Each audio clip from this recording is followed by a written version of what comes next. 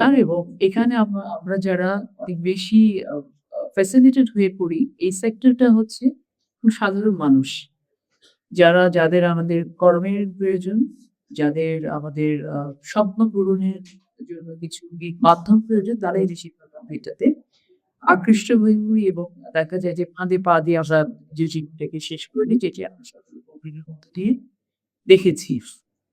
আ আমাদের বেশ কিছু আইন আছে।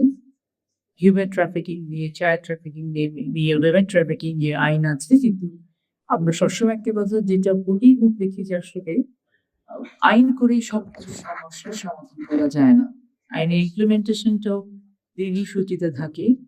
তো রোগ হয়ে যাওয়ার পরে রোগীর চিকিৎসা করার থেকে রোগটা যেন না হয়, সেই বিষয়ে কিন্তু বর্তমান সরকার অনেক বেশি প্রায়োরিটি প্রদান করছেন। যেটা আমি দেখছি আপনারা ইতিমধ্যে জেনেছেন যে সারা বাংলাদেশে স্বাস্থ্যকর্মী নিয়োগের জন্য একটি আ আ পরিকল্পনা হয়েছে, তদারকি চলছে। অতি শীঘ্রই হয়তো এগুলো দেয়া হবে। এটার নিয়োগের কারণটাই হচ্ছে যে রোগ যেন কম হয়। আমরা মনে করি কি যেন স্বাস্থ্য সচেতনতা বৃদ্ধি করি।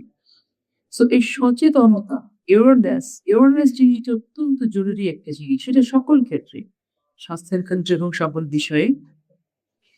অ্যাওয়ারনেস ক্রিয়েটটা আমরা করতে পারি এই যে আজকে সামনেট আমরা আয়োজন করেছি। সাংবাদিকদের এখানে সম্ভবত এখানে আমাদের জার্নালিস্ট অ্যাসোসিয়েশন আছে ঢাকা ইউনিভার্সিটি তারাও এই প্রোগ্রামের সাথে সংশ্লিষ্ট আছেন এবং যারা আজকে আয়োজন করেছেন। তো আপনাদের মাধ্যমে এই অ্যাওয়ারনেস ক্রিয়েট টা যত বেশি প্রচার পাবে আমাদের দেশের সমস্যাগুলো তত বেশি আমরা অ্যাড্রেস করতে পারবো এবং সমস্যাগুলোকে সমাধানের দিকে এগিয়ে দিতে পারবো বলে আমরা মনে করি। তো আমাদের সাংবাদিক ভাইদের অনেক বড় একটি স্টেক এখানে আছে। সাংবাদিক ভাই বলছি, বোনরা এখানে থাকা উচিত। এখানে আমাদের আজকে মেয়েদের সংখ্যা অনেক কম।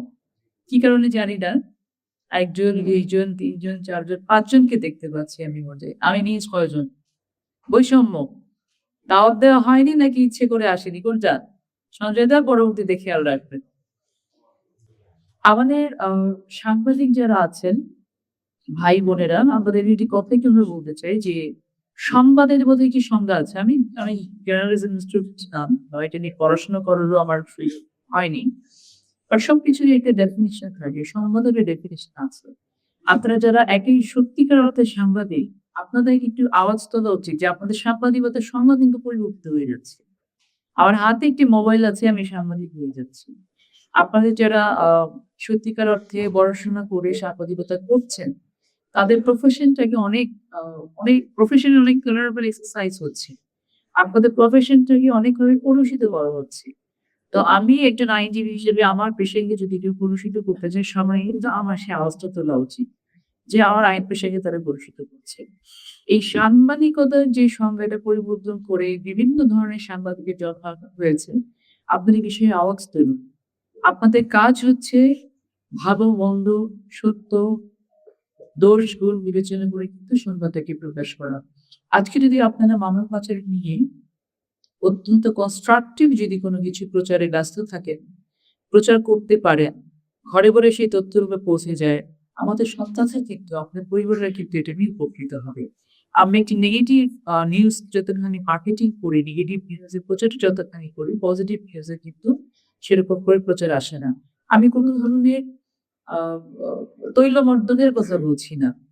কোন ধরনের প্রশংসা বাক্য উচ্চারণের কথা বলছি না। আমি বলছি যে দেশে যে পজিটিভ পরিমাণের আজকের এই যে প্রোগ্রামটা, এই প্রোগ্রামটাতে আজকে হওয়া উচিত ছিল বিশাল একটি পরিসরে।